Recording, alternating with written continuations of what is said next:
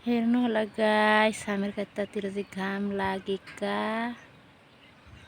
मलाई चाहिँ फाइदा हुँदैछ कपडा धुलाउन, तर गाईलाई चाहिँ बिजोग भएको छ पानी नभएर।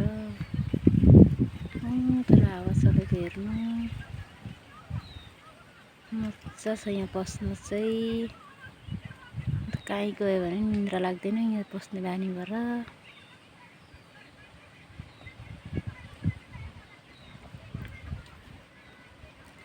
यस्तो छ हामीहरूको घरको वरिपरि चाहिँ, सबैतिर हावा चल्दैछ।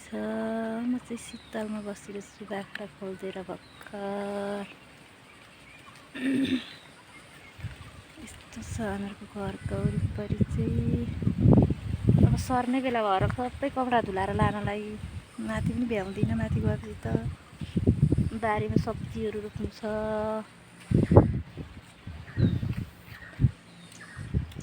अनि यस्तै उस्तै गर्दै रात पर्छ।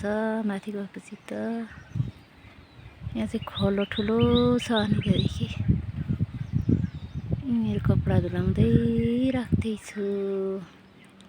अब भोलि धुलाउँदा चाहिँ लास सकिन्छ। यो चाहिँ हामीहरूको पारीको बस्ती हो।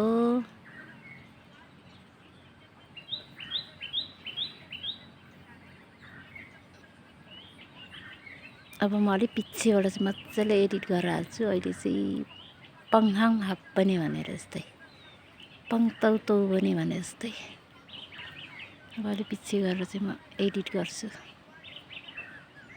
अहिले चाहिँ मैले गरेको छुइनँ एडिटिङ। एकदम हाप पनि कस्तो छ हामीहरूको वरिपरि चाहिँ, राम्रो छ कि छैन। शीतल चाहिँ साँच्चै मजाको शीतल छ यहाँ।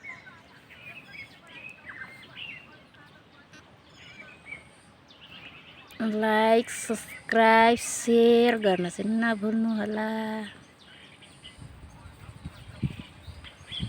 अरू चाहिँ ठिकै छ। राखेँ त अहिलेलाई चाहिँ यति नै।